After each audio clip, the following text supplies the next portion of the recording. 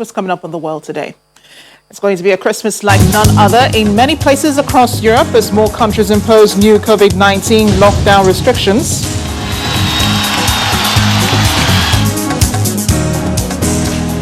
Another vaccine could be on the way for Americans as Modena Incorporated's COVID-19 vaccine is set for regulatory authorization by the Food and Drug Administration. Plus, the U.S. Electoral College votes to confirm Joe Biden as the 46th president.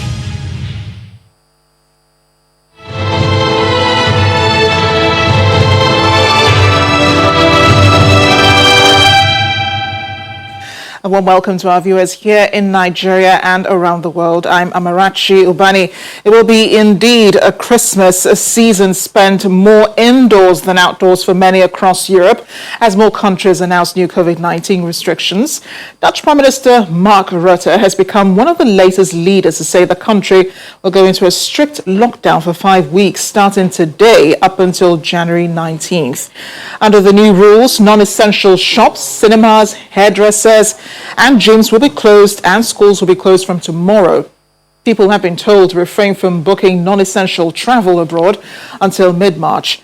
The restrictions will be eased slightly for 3 days of Christmas, however, allowing 3 instead of 2 people to gather at a time. And the UK, which is also going into Tier 3 COVID-19 restrictions, will have them eased off between the 23rd and 27th of December. Or the 22nd to 28th of December in Northern Ireland. But there will be no travel. People will be able to mix indoors and stay overnight. In Italy, which is seeing the highest number of COVID-19 deaths since the end of March, Prime Minister Giuseppe Conte says people should expect a more sober Christmas without Christmas Eve gatherings, hugs and kisses. Many regions are under partial lockdown and a ban on travel between different regions from December 21 to January 6th. Restrictions have been eased in France, but measures remain in strict place. And finally, in Germany, the country enters into a lockdown over the Christmas period, meaning non-essential shops and schools will close nationwide. It will last from December 16 until January 10th. Let's stay on in the UK for just a bit. London Mayor Sadiq Khan says he's concerned about the devastating impact of the latest lockdown on hospitality business in the capital.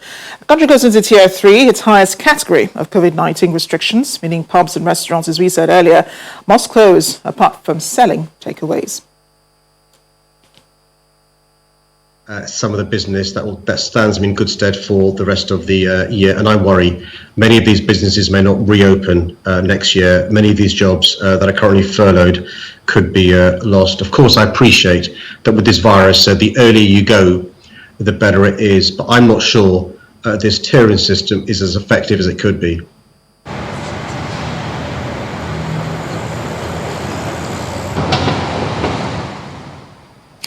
Another COVID-19 vaccine could be well on the way for the United States as the one being developed by Modena Incorporated appears set for regulatory authorization by the Food and Drug Administration. The FDA reviewers say the 2-dose regimen of Moderna's vaccine is highly effective in preventing COVID-confirmed cases and did not raise any specific safety issues with using the vaccine in adults over the age of 18. Here's more in today's COVID-19 Global Update. The FDA reviewers did not raise any specific safety issues with using the Modena vaccine in adults over the age of 18. It says it found 94.1% efficacy rate out of a trial of 30,000 people. The comments were made in documents prepared for Thursday's meeting of outside experts who will discuss whether to endorse a U.S. emergency use authorization for the Modena vaccine. Elsewhere, Lebanon is expected to sign a deal this week for supplies of Pfizer-BioNTech's COVID-19 vaccine and is set to receive the first batch 8 weeks after that. Germany's health minister says he hopes that a COVID-19 vaccine will get EU approval before Christmas and that first inoculations can start before the end of the year. Frustrated restaurant owners gathered outside Parliament in Rome today to demonstrate against continuing coronavirus restrictions that have limited their businesses for almost a year. Under the current rules, restaurants must close at 6 p.m., but Italy's government has said it will need to impose tougher nationwide rules during the holiday season to rein in the coronavirus spread and avoid a third devastating wave of the coronavirus. The World Health Organization has again appealed for more funding to fill a $28 billion shortfall in its program to ensure fair access to COVID-19 diagnostics, treatments and vaccines. The WHO says lack of financing is standing in the way of getting out of the pandemic as quickly as possible. And finally, Fantasy, a Belgian shepherd dog working for the Austrian military, has wowed her handlers with her accurate and fast identification of coronavirus samples taken from patients with the disease. Officials say it's a defining moment for Austria in the international fight against the pandemic.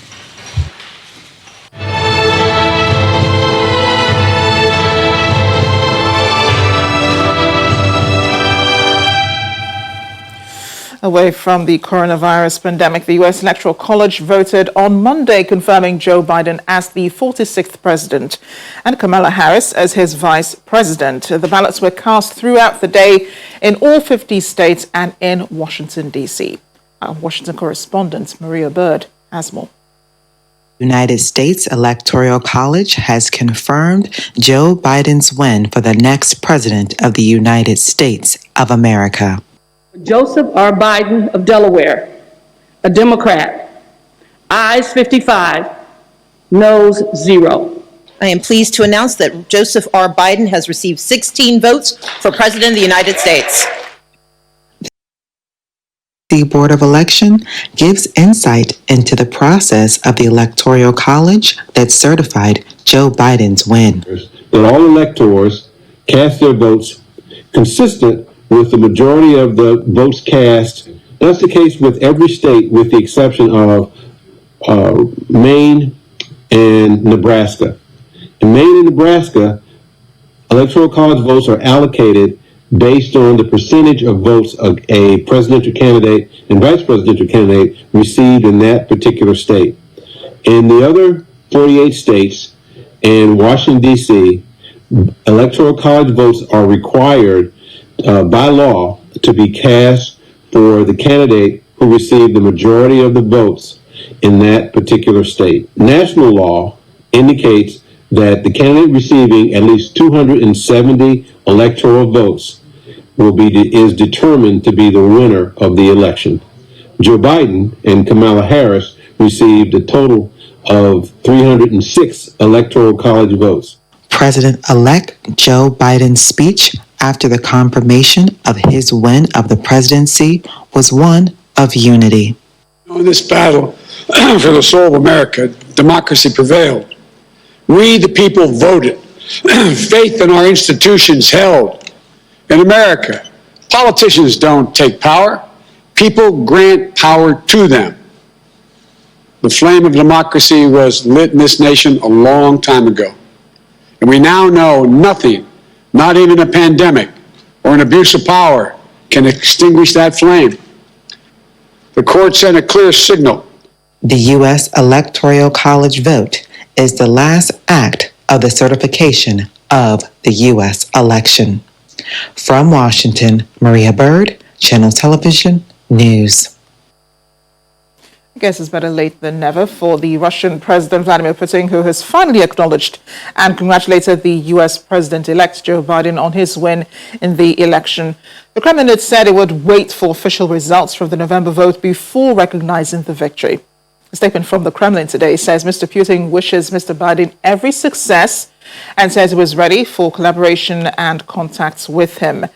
Mr. Putin expressed confidence that Russia and the United States, which have a special responsibility for global security and stability, could, despite their differences, really help to solve the many problems and challenges facing the world. A lot has happened in the last 24 hours in the United States, one of which is the resignation of the country's Attorney General, William Barr. President Trump made the announcement via Twitter, in which he said the relationship between the two has been a very good one, commending Barr for doing an outstanding job. Now, in his letter, Barr appreciated the opportunity to update the president on the Department of Justice's review of voter fraud allegations in the recent election and how these allegations will continue to be pursued.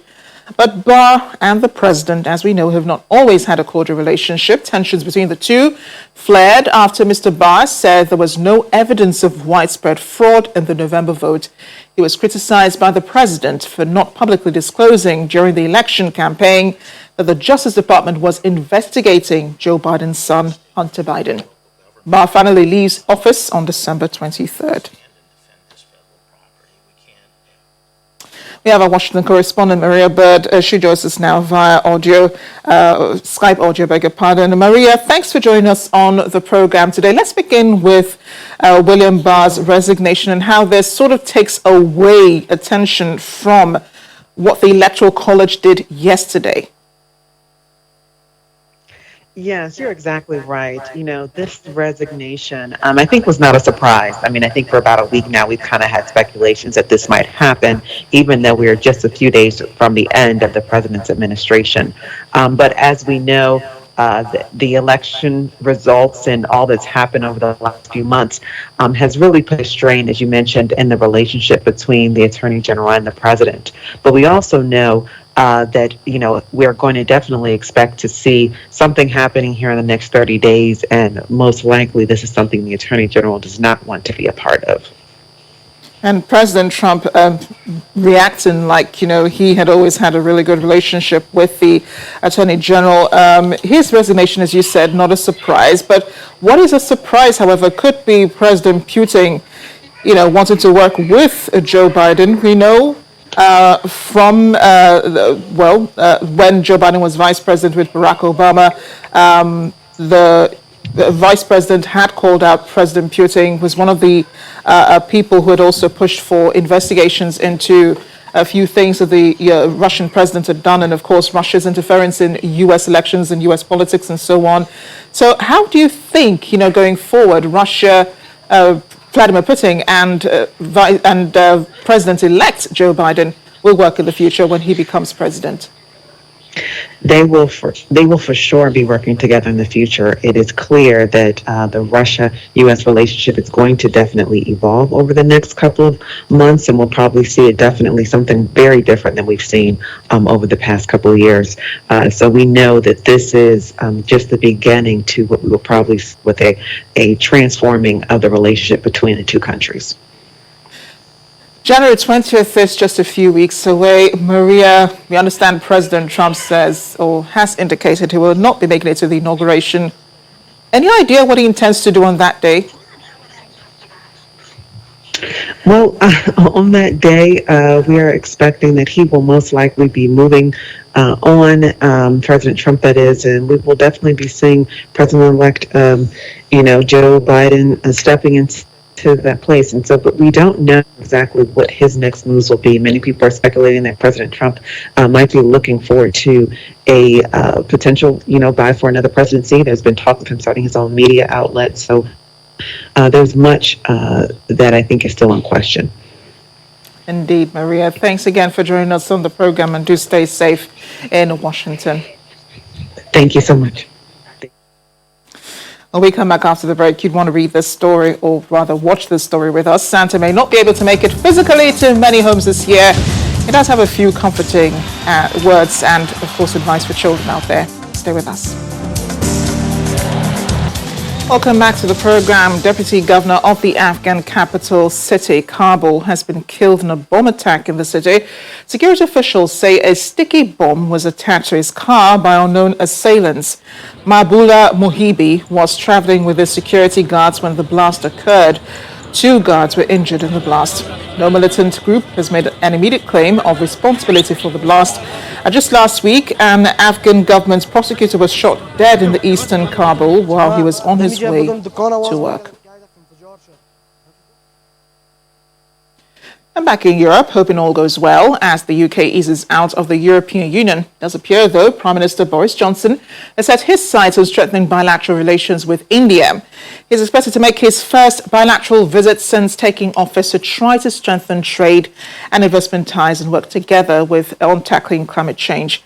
Foreign Secretary Dominic Raab made this known in a briefing today. Leaders of both countries are expected to also push negotiations on trade ties. Earlier this year, India's trade minister said the country was open to engaging Britain on a preferential trade agreement, ultimately leading to a free trade agreement. Prime Minister Johnson has invited Prime Minister Modi to join the UK-hosted G7 summit next year. And Prime Minister Johnson has also gratefully accepted the very generous invitation to attend India's Republic Day celebrations in January, which is a great honour. It would be, in a way, symbolic of a new era, of a new phase of our relationship. It will also really drive us to put in place, I think, a lot of mechanisms and, platforms which would realize the kind of expectations that both Prime Minister Modi and Prime Minister Johnson have of the relationship and which they have discussed with each other. Maria Ressa, who heads a Philippine news website known for its tough scrutiny of President Rodrigo Duterte, has refused to enter a plea in a second cyber libel case as she faces, saying the charges against her were ludicrous. Ressa, a Time Magazine Person of the Year in 2018, has faced a series of lawsuits as she says amount to intimidation against her and other journalists in the country, previously known for upholding press freedom. Her counsel, Teodote, says they had agreed to conditional agreement while waiting for a decision on a motion to quash the charges. The arraignment was held. It was a conditional arraignment. Maria did not enter a plea, so pursuant to the rules, the court entered a plea of not guilty. So that's the status. We're waiting for the motion to quash to be resolved. The irony is I'm supposedly facing a charge of cyber libel, but the charges themselves are libelous to a working journalist, right? So this shouldn't be allowed. I will take this all the way to the end, and we will win it because it's ludicrous. Thank you. Two Nigerian singers could be on their way home soon after Ugandan Magistrate Court issued a release order following their detention in the country. The Chief Magistrate Court of Makindye signed the order to withdraw the charges against them. The Nigerian singers Omale and Thames, their manager, and 4 others were arrested and charged for negligently doing acts likely to spread an infectious disease after holding a concert in Kampala, the Ugandan capital. Earlier, I spoke to the chairman, Nigerians in Diaspora Commission, Abike Dabiri-Erewa, who worked with the Ministry of Foreign Affairs to secure their release.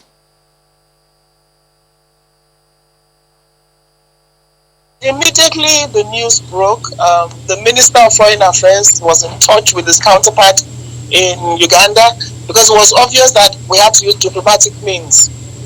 There were lawyers involved and all that, so the diplomacy worked. Our mission in Uganda, honestly, they worked really hard on this matter and ensured that everything was resolved. And the key thing is that, well, the charges have been withdrawn and they will be on their way home soon. So it's all about more of the travel arrangements, the flights they take and all that. So our appeal to our Nigerian youth is, fine, mistakes were made.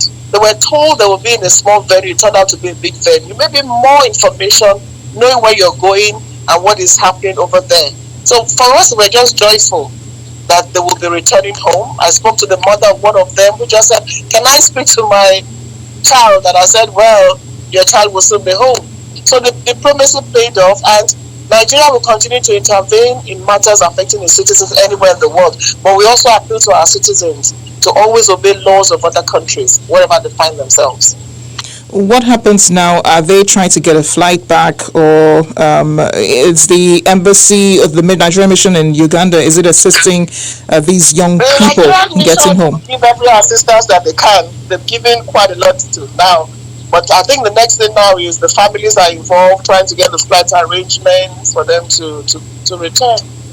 So they will decide, they have 3 or 4 options for flight. There's no direct flight. Mm-hmm. from Uganda to Nigeria. So they have various options on the table, and I'm sure they'll come up with the best option for them. Will this in any way affect Nigeria's relations with Uganda? No, I don't think so, because when Nigeria intervened, Uganda listened. And part of it wasn't just Nigerians that were arrested, but the charges were dropped for all of them. I think that was part of the charges were dropped for all of them. So it shouldn't, because when our ministry intervened, they listened. So I don't think it should. But at the same time, this was a situation where, well, the artists were told, oh, well, you're just going to perform in a small hall. So there was a bit of miscommunication, and really the promoters were more to be blamed than the artists themselves.